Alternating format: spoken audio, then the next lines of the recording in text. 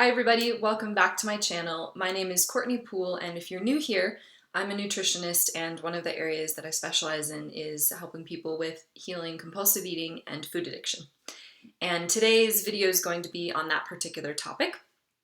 And just before I get started, if you want to connect with me in the online spaces that I have, my website is courtneypoole.com. It's just my name.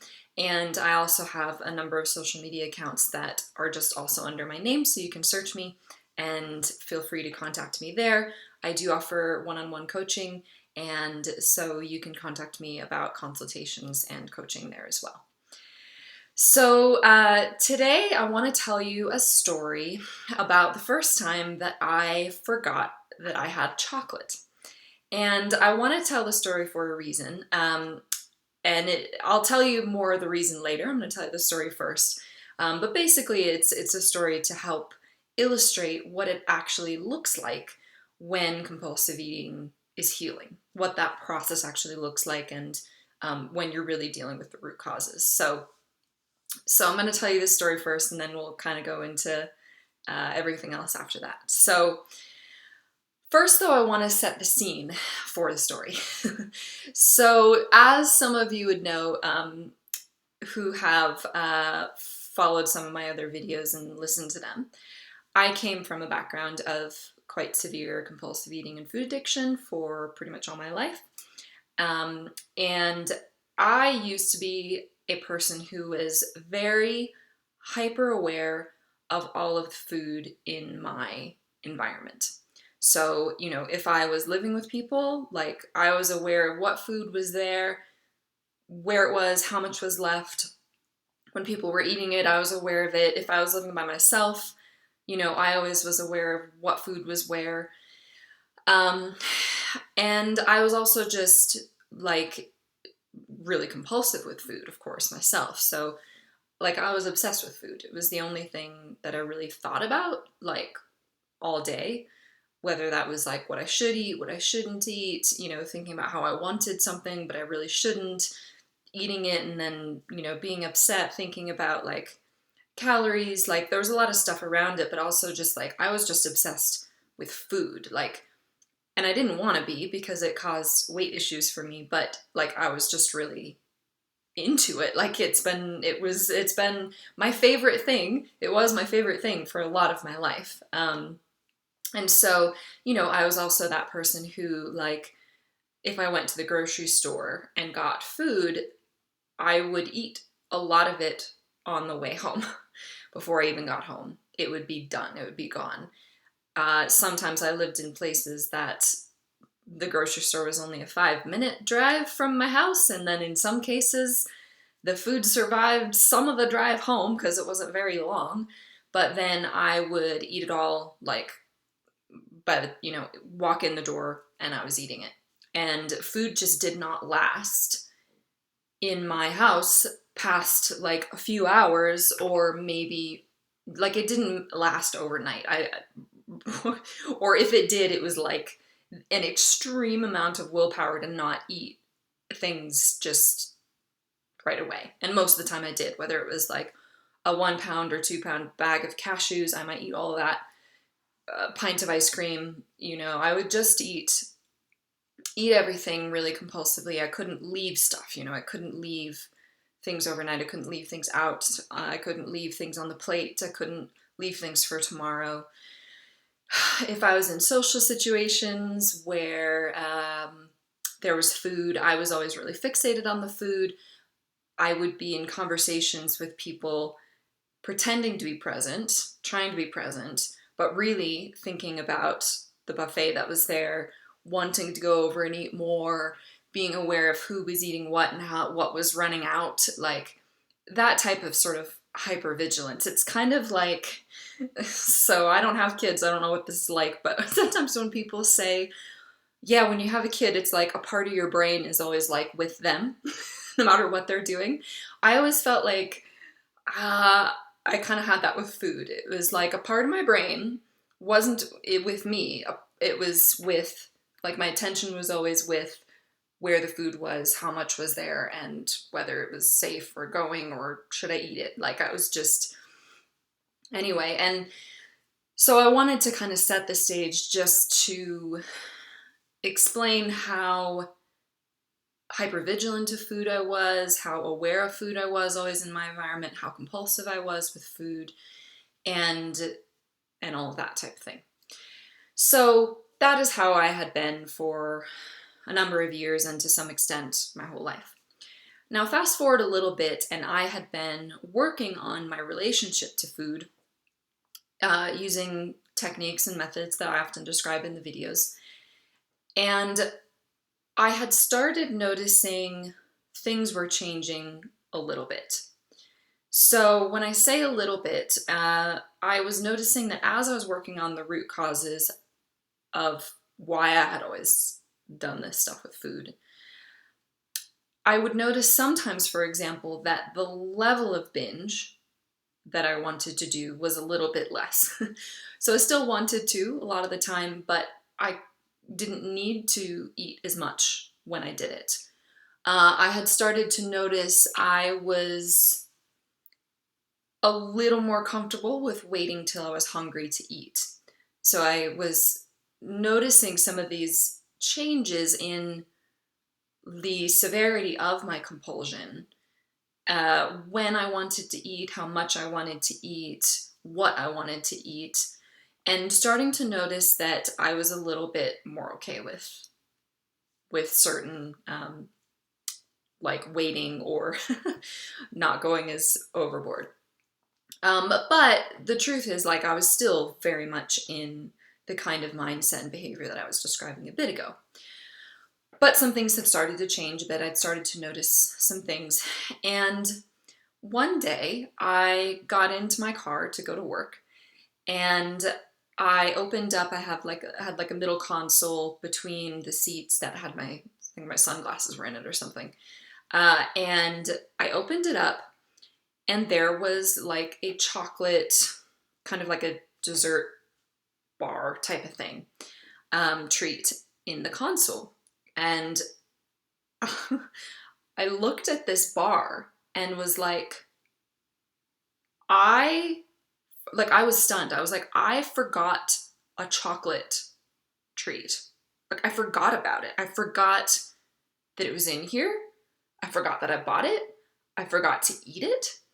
And I sat there stunned for so long, just like staring at this little like dessert protein chocolate bar thing that was really more of a dessert than anything else, and just like, I cannot believe this happened. And that's why I wanted to set the stage earlier for this story, because I wanted to describe how like uncharacteristic that was for me, how much that was a thing that like I never thought would happen to me ever. Like, or maybe I hoped in my wildest dreams, but I wasn't really sure that I could ever be that type of person.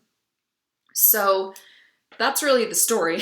The story is just that I forgot about a chocolate bar that I had bought, and I guess I'd gone about my life and was doing whatever I was doing and didn't remember that I'd gotten this bar and discovered it later. And that would have been something that would have been unfathomable to me for a lot of my years of compulsive eating. And I wanted to share this story to illustrate what really healing food addiction actually looks like. Because a lot of people think that managing compulsive eating, or the way they try to do it, is essentially by trying to control themselves better, trying to keep the beast under wraps, trying to keep the bull out of the china shop, basically. But to me, that is managing or trying to control the food addiction. It's not healing it from the root cause and then having the results from that type of approach. So, just going back to me and my story, and by the way, this is typical of what I see for other people too. So it's not just like me. I think that this is how I've observed compulsive eating healing for people who are doing that soul-based work. And so just going back to me, like I mentioned before, I had always been, because I'd always had this obsession with food and these compulsive eating issues, I remember always like looking at people who didn't have a lot of food stuff, or not, nearly as much as I did. That just wasn't their thing. And it felt like they were aliens to me. I couldn't understand the mindset. I couldn't understand how you could not care as much. I couldn't understand how you could be okay with leaving food on your plate. I couldn't understand how you could, I don't know, like I just couldn't understand it at all. They felt like aliens. I remember this one time in high school, actually, that I had this teacher who, for whatever reason, one day, maybe we were coming back from lunch or something like that, and he said something like, it'd be really nice like if humans just didn't need food to run, because then you just wouldn't have to think about it. You could just like not eat and kind of get on with other things. It wouldn't be something you'd have to deal with and all that. And I'm not saying his feeling towards eating or food is the right way to be, because I don't know what that was all about. But I remember just like staring at him being like, how do you not think food is like the most exciting thing in the world? Like, how could you feel optional about it? So for me, all these years that I'd struggled with weight and eating, it was just like, man, I just dreamed of being a person who could just be normal with food. What I considered normal, who could just not have it be a thing, at least not that affected like your body so much, and like that you just weren't struggling with all the time. It just felt like I just wished some fairy godmother could come down and just like cast this spell on me and make me be the type of person who would forget a chocolate bar. I thought I would need a brain transplant or something like that for that to ever be me. And so, when it happened, it was absolutely stunning to me. But basically, it is the type of thing that started to happen, and that starts to happen for people more and more and more. So what I have observed with people when they start truly healing overeating, and they start making real changes emotionally, and I'll talk a little bit more about like exactly how that's done in this video, although I talk about it in other videos, whereas this video is kind of more of an overview summary of what it looks like. But what I observed is that this is the type of thing that starts happening for people when they do this. They start noticing that they are more okay with waiting until they're hungry to eat. They start noticing that they're more okay with eating healthy foods, and maybe have times where they're not as needy for junky foods or heavy foods. They start noticing that when they eat, they may not feel as inclined to need to be as full at the end of that meal, and things like that. And they may even start having experiences where they forget to eat or forget about food. And like I said, a lot of people that I work with who had compulsive eating like I did, that can be hard to imagine. But just trust me. And that's part of why I wanted to make this video too, is to kind of give people hope of like what's possible. So trust me when I say it is possible. And going back to the strategies, I've talked more about this in other videos, and I will in the future more as well. But the kind of work that, when I say soul-based work, the kind of inner work that it takes to have these kinds of changes is the kind of work where you're looking at the truth about why you want to suppress feelings with food, why food has held the role for you in your life that it has, and why it is currently, and facing truth about those types of things. Often it involves facing truth about childhood and our upbringing, especially for those of us that started having compulsive eating at a pretty young age. And it involves actually emotionally experiencing those feelings and cathartically experiencing and releasing those feelings. So it's that type of work. And as that happens, it doesn't mean that you have some like, or I haven't observed thus far, anybody have like one big emotional breakthrough and then they're like done with the food stuff, like just one episode of emotions or truth, and then that's it. And they're all healed. Maybe that's possible. It's not what I've typically observed. What I've typically observed is that you chip away at this soul-based work. It's sometimes I think of it like layers of an onion as well. So you work through these layers of an onion, and then these different behaviors start to change.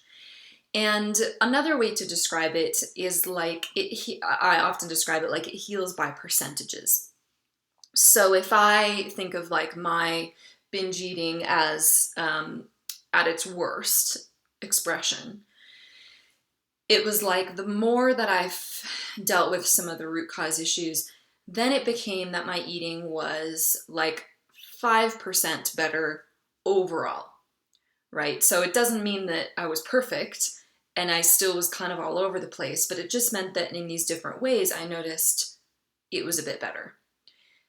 And then I kept working on those root cause issues, and then it was 10% better, and then 30% better, and then 50% better. You know, it just kept increasing that way. And then eventually the scales tipped. And even though I still have stuff with food compared to how I used to behave with food in terms of how bad it was for me, I often rate myself between maybe like 90 to 95% improved from what that was. So I still have some layers of the onion myself to go, but it's changed a lot. And the thing that I want to emphasize about the way that this changes as well is a couple of things. First of all, when it changes like this, it's changing without you really trying.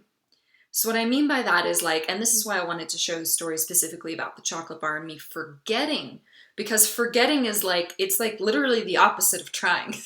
It's just, you forgot. I wasn't trying to not eat the chocolate bar. I wasn't trying to discipline myself. I wasn't trying to control myself. I forgot. Like, it didn't occur to me. And that is what you start to notice more, is that these things happen without a lot of trying.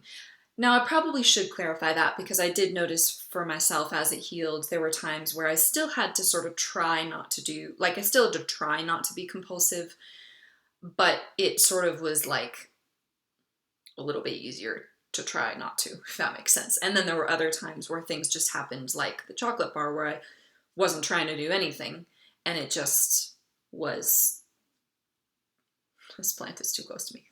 It just was better. So, yeah, so it didn't necessarily also look like, oh, I just don't binge at all anymore, or like I also noticed it kind of was just an overall improvement. It wasn't like, how to describe it. It's like if I were to look at my behavior over a given month as this healing was happening, there were still times where I might go into a bit of a binge, and then there were other days that were a lot better. So it wasn't like every day was exactly the same. It just was an overall improvement. And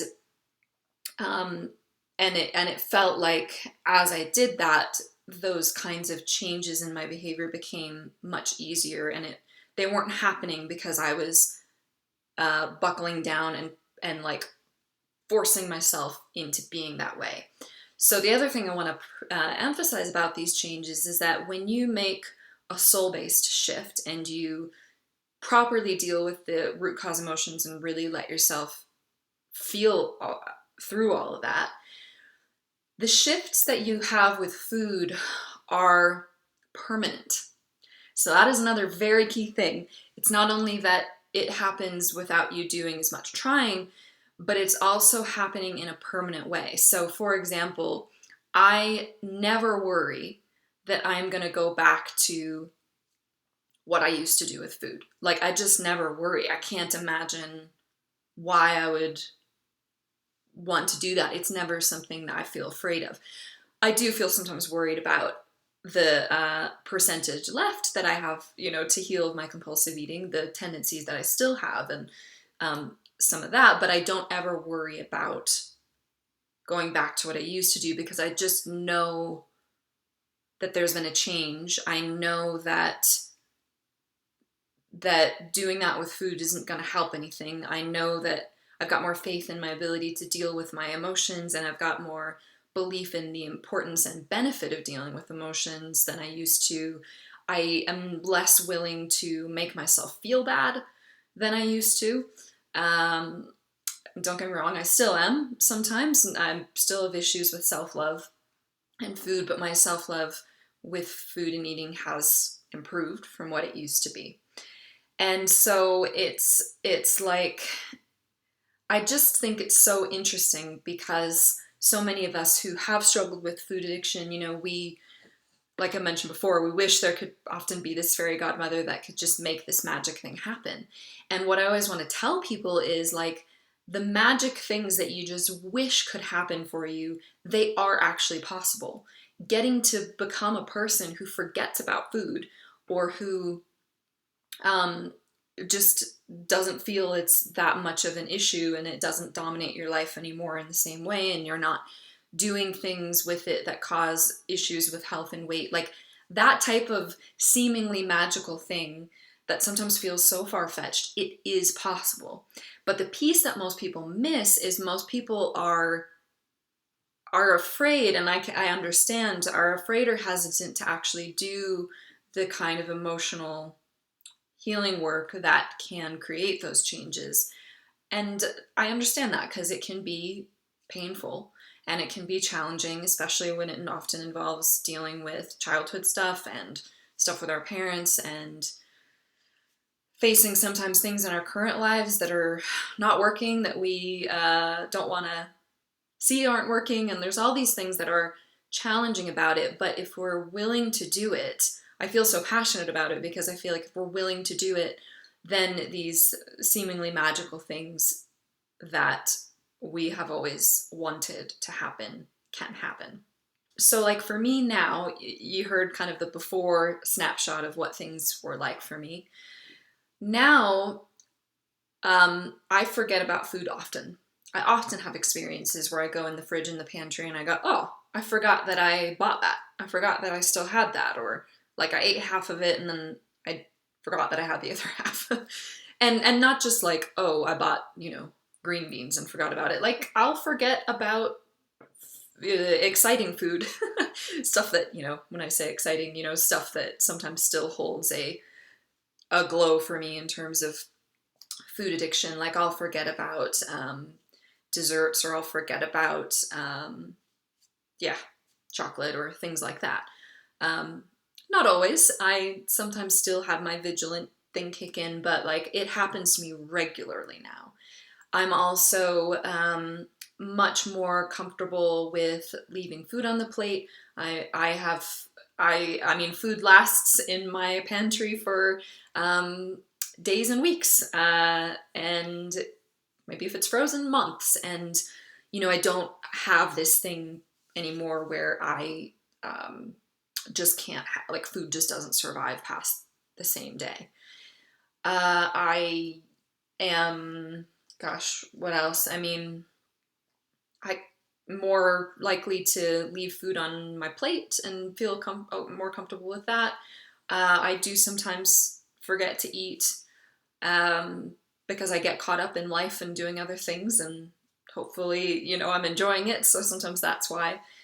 I have more times now where like I have the option of something heavier or junkier, but I genuinely feel like, no, I want this smoothie, like, or I want a salad. I really want that. That's what I feel like, and all of that. So a lot has changed for me, and I've seen it happen for other people. I know it's possible.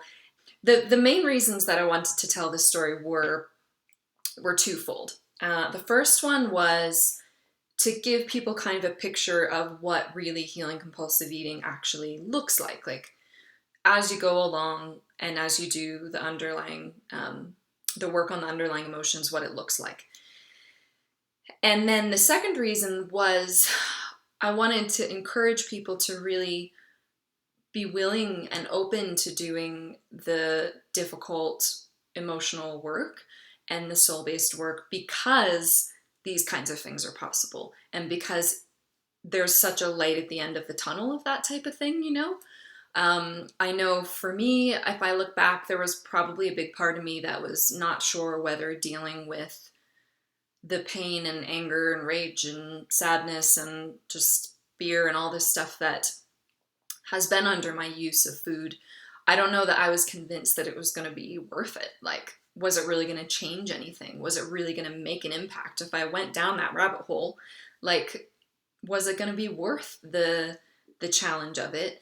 And I have discovered that it is worth it, because there is so much benefit on the other side, and not just these great improvements that can happen with your relationship to food and your inclinations and your behavior, but it's like the same soul-based work and emotional work that helps you change what you do with food is also stuff that's going to make you just like happier as a person and have better relationships and feel more creative and things like that. And all that stuff is stuff that I'm still working on as well, but I can just see that what I have chipped away with so far with the emotions and with the underlying stuff has resulted in my behavior with food being so much better than it was, and has also improved a lot of other areas of my life and made me feel just